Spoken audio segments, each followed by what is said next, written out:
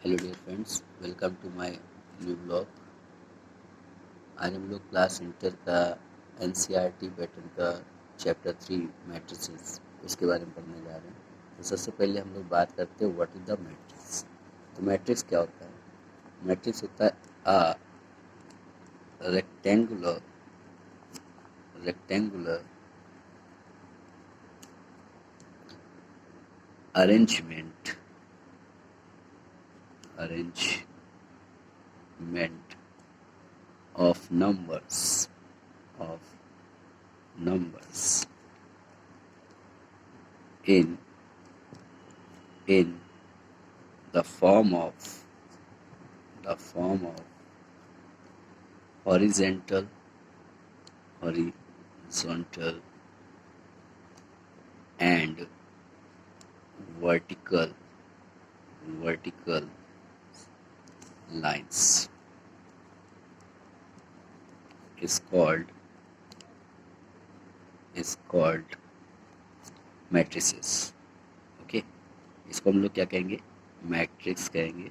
कहने मतलब ये है कि हमारे पास एक रेक्टेंगुलर अरेंजमेंट बना हो, ठीक है, जिसमें हम लोग नंबर ऑफ जो भी एलिमेंट लिए गए हों वो हॉरिजेंटल और वर्टिकल लाइंस में बने हो, तो उनको हम लोग मैट्रिक्स कहेंगे।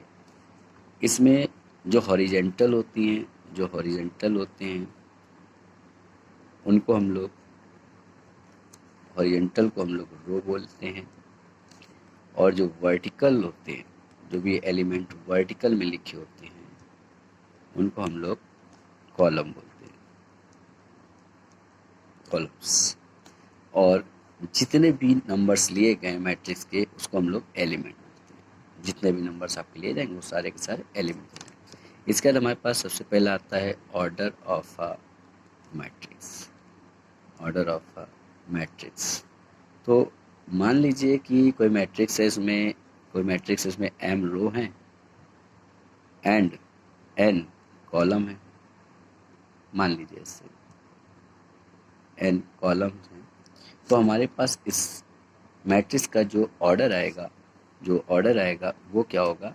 m m cross n means m into n का होगा। यानी हमने एक बात नोटिस करी कि इसको r इंटू सी यानी कि रो और कॉलम के फॉर्म में लिखा जाता है।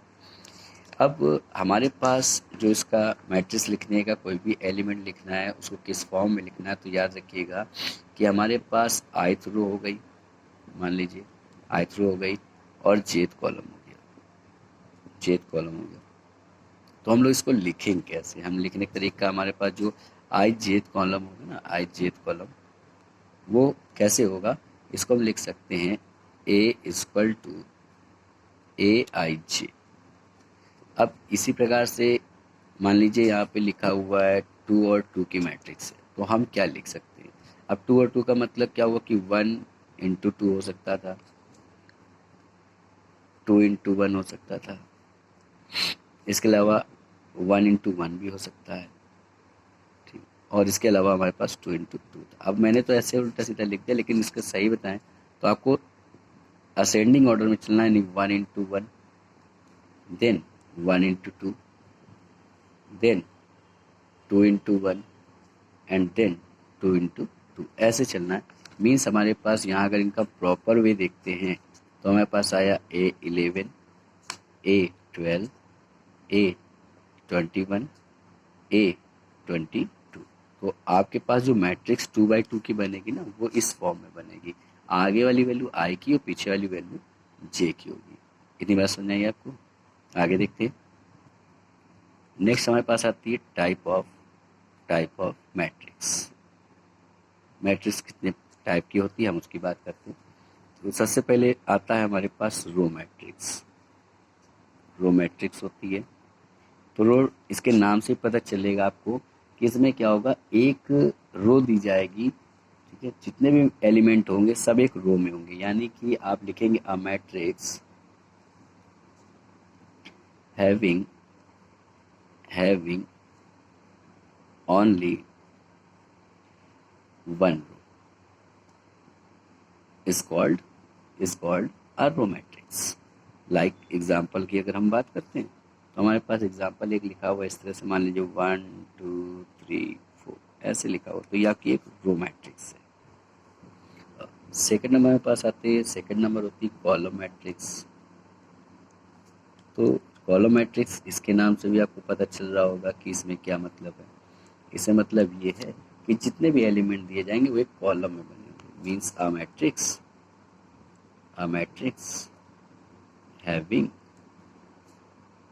having only one column is called क्या कहते हैं इसको हम लोग कहेंगे कॉलम मैट्रिक्स।